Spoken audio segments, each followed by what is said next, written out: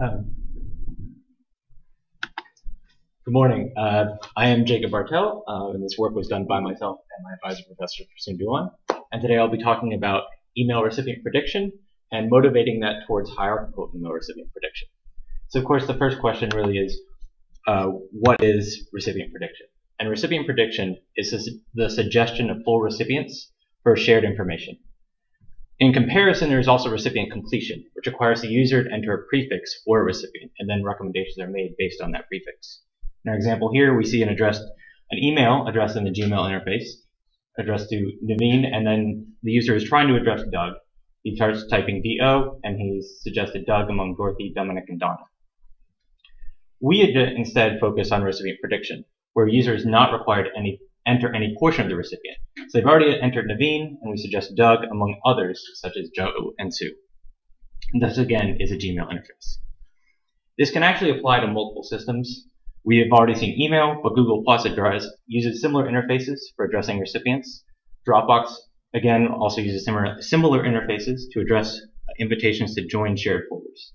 But as we're focusing on email, the question then actually is, why is email recipient prediction important? So there's been a significant portion of emails that not correctly contain a desired recipient. Work by Carvalho et al. Has actually found a significant number of them. For example, Chris may be sending an email about a homework submission to Professor Smith, but the actual people grading it are the TAs, and Professor Smith is only keeping a record. Therefore, he should be addressing them to also the TAs. It's also very easy to leak information through recipient addressing. For example, in a UNC class, students were sending emails to the full class listserv, Comp 401, rather than the TA instructors listserv, Comp 401 Help, because these emails were so similar. This also shows that listservs are not a complete solution to these problems. These issues are further compounded with the popularity of email, the sheer amount of information shared through email, and research by Bellotti et al. Advocating that email is a primary collaboration interface, meaning that these errors will pop up more and more often. We are not the first to address email recipient prediction, and there has been past work in this area. And it can really be divided into two different spaces.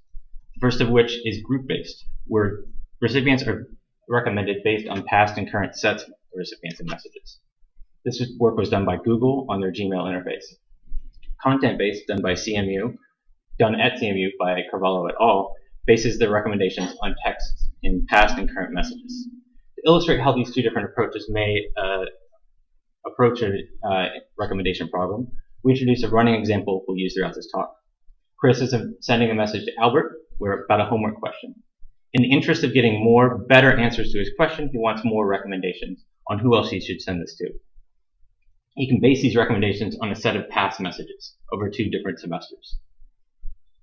Group-based recommendation would look at what messages Albert was previously contained in and what the groups of recipients were in there. Content-based would look at what the content of that message and try and find similar content. For example, a homework question may be similar to emails about study groups or class presentations. We looked at them also comparing how these past work evaluated. Group-based has been evaluated using random selection of Gmail messages and used lists recommending at most 4 individuals. Content-based used the Enron email corpus, the set of emails released by the Justice Department on investigating the Enron Corporation, and tested across a wide variety of list sizes. So we can already see there's no consistent evaluation to compare group-based and content-based recommendations. So we wanted to compare these using a common data set and model. So we used the Enron email corpus, because that is a publicly available database, and recommended at most 4 individuals, because that is what the state-of-the-art does at the moment. We also looked at what metrics we should use. Past work actually agreed on which metrics, using precision and recall, where precision is the percentage of lists with a correct prediction, thus meaning that the higher the precision, the lower the number of false positives. Recall was the percentage of lists that are non-empty, therefore the higher the recall, the lower number of false negatives. However, these measure only the accuracy of recommendations and not the reduction in effort, which is a main goal of recipient prediction. So therefore, the question is, how can these be directly related to user effort? In order to do that, we needed to generate a model of how a user interacts with recommendations. Initially, a list is generated. It's then need to determine if that list is empty.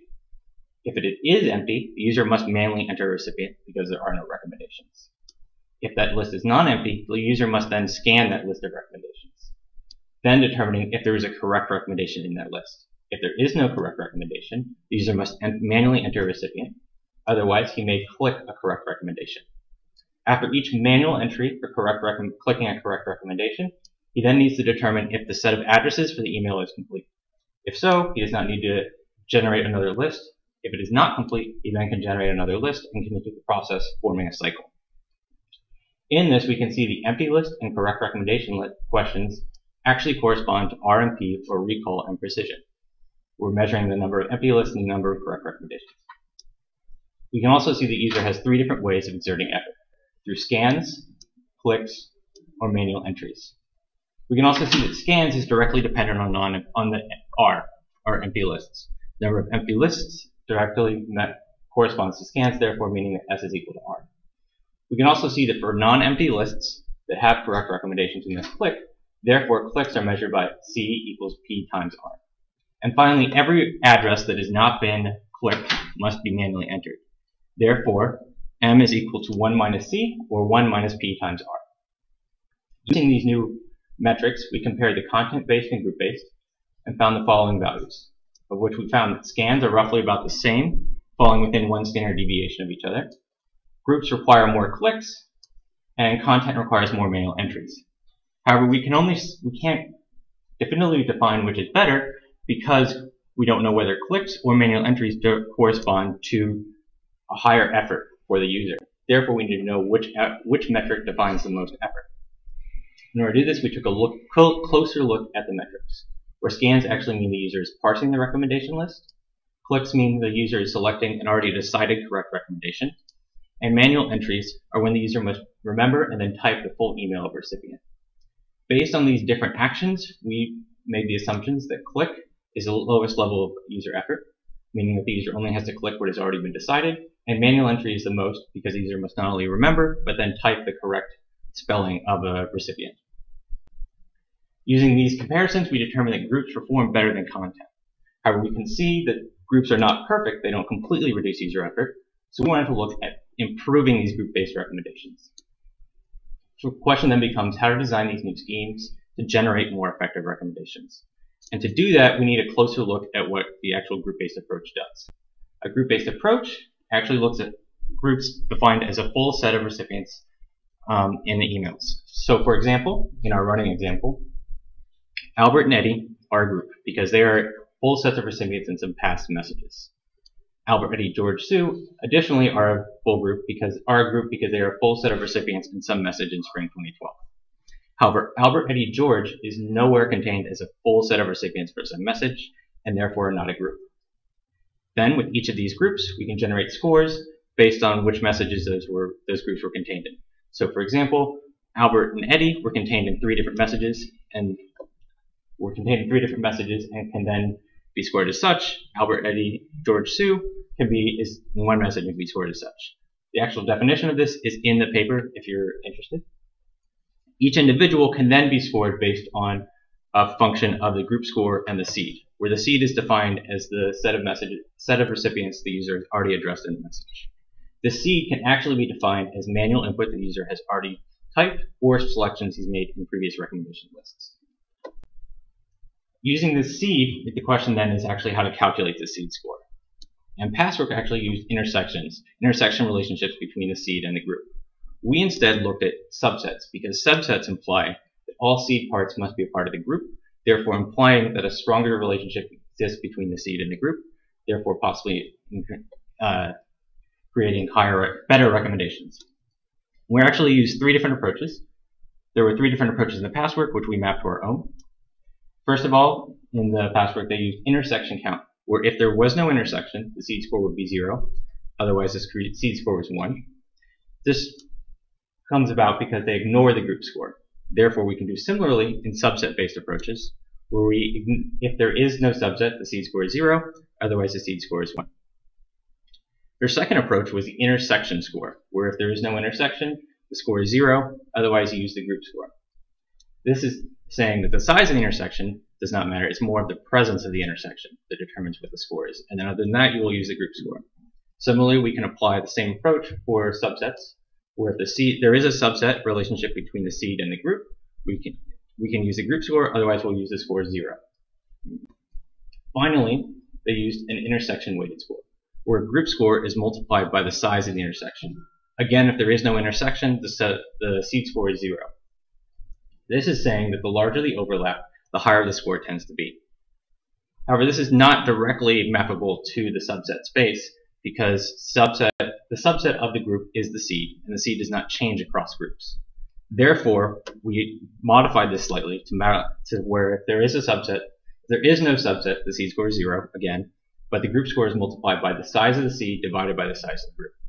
Therefore, the larger amount of the group made up of the seed, the closer that group is, and the higher that group score tends to be, or that seed score tends to be.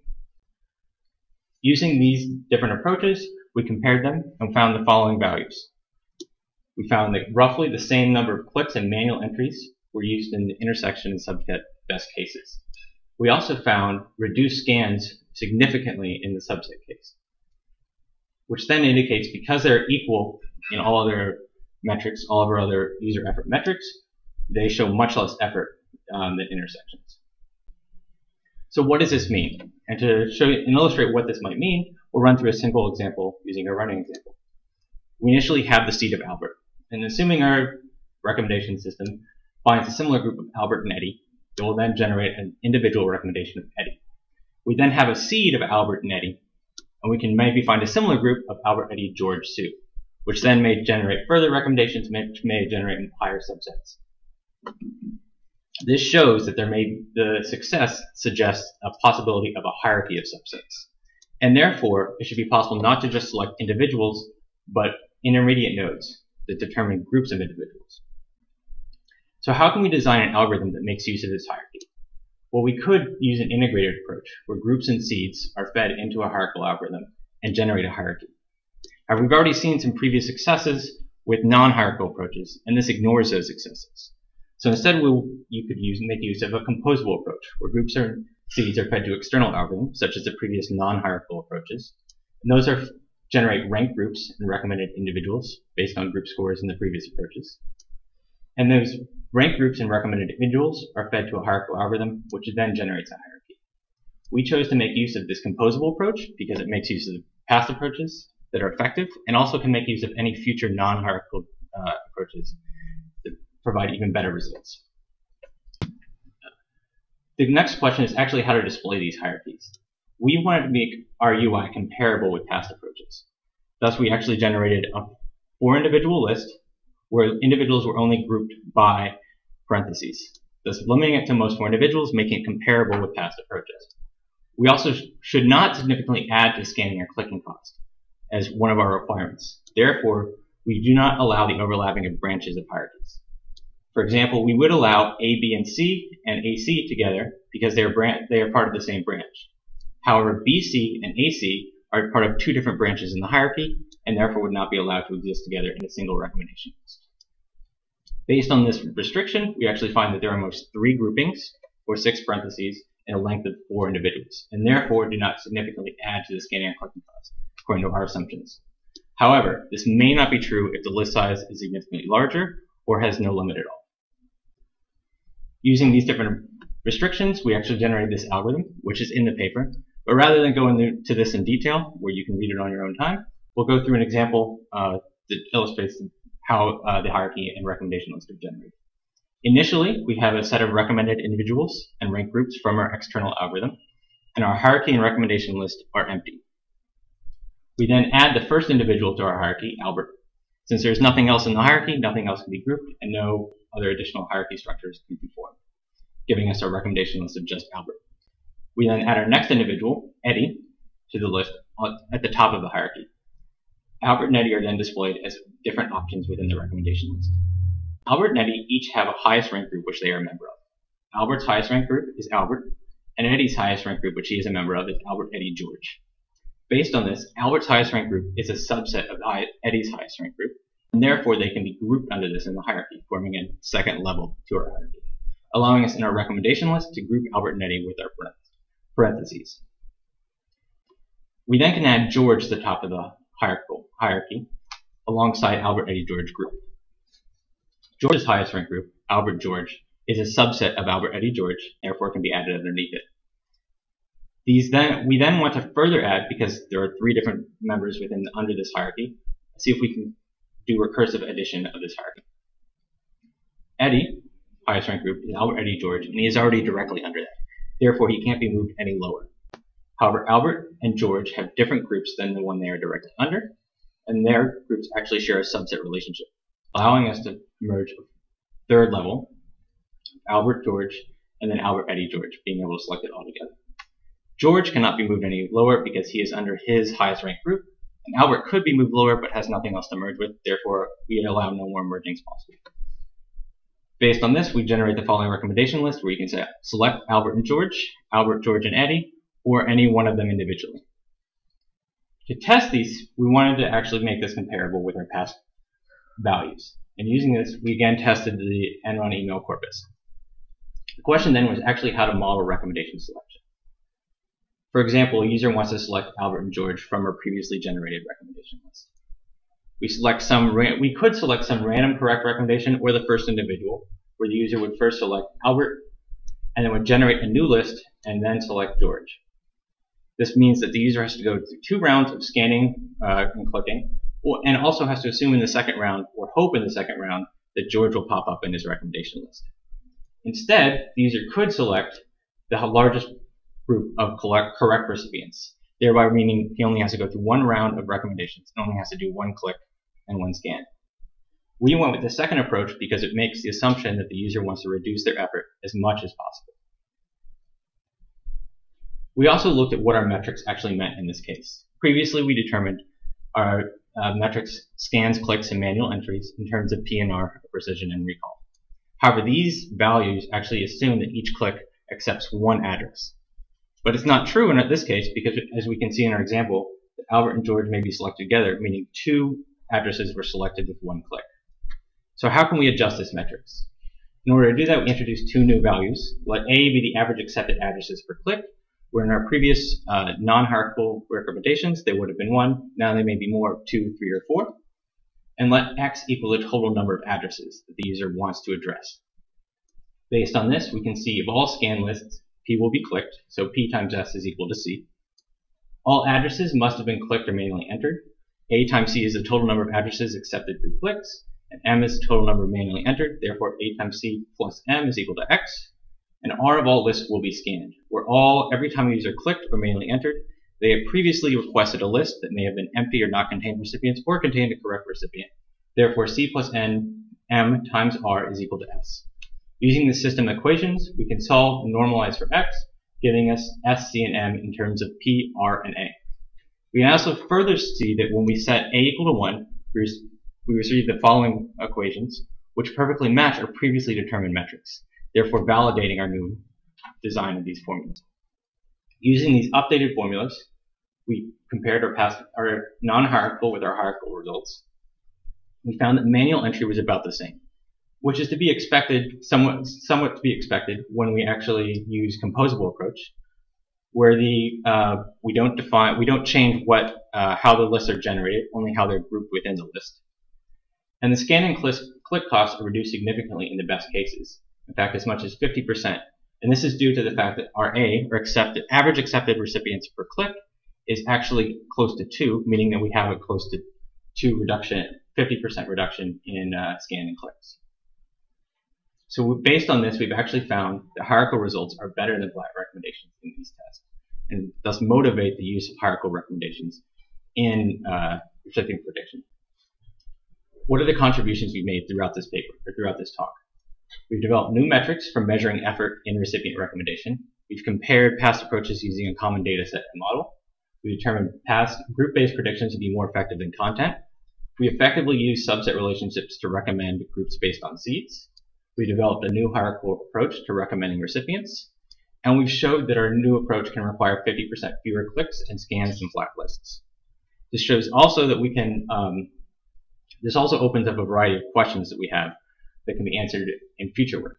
For example, can content be effectively included with recommendations, possibly alongside groups? Can recommendations account for changing group membership rather than just static groups?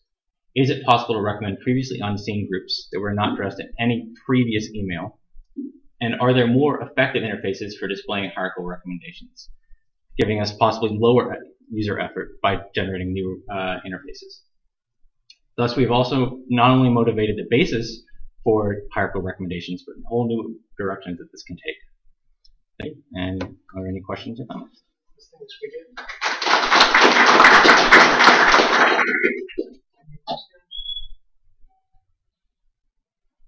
I have one question. So, is your system? So let's assume that one user has more than one email addresses. So, does your system treat them as one user? Because one email might be his professional email, the other email might be his personal one. So right now, what I've used for recommendation has just used different email addresses because those are different contexts. So different emails may actually want to treat them differently, and so we actually should be treating them as individuals. Gmail actually uses the contact names, so it may actually, a contact may point to multiple email addresses, so they're actually system addresses. What you're talking about is combining them into one record. And also, you mentioned some in the beginning when you talked about the Enron data set that you do recommendations for 4 people. So how do you measure there your metrics? So if from the list that you give there is only 1 or 2 people, do you assume that the whole group was correct? Or? So if we measured essentially when we recommend, it's at most 4 individuals. We can recommend less. So it's just we recommend that list and we'll group them accordingly. And so based on our recommendations, we may actually may find no groups. We may find, say, 1 or 2 people that are grouped together. In that case, we'll see what they click, and if they click 2 people, we'll see that as an acceptance of 2 different people through 1 click. So does that answer your question? Okay. Are there any other questions? Okay, so thanks again.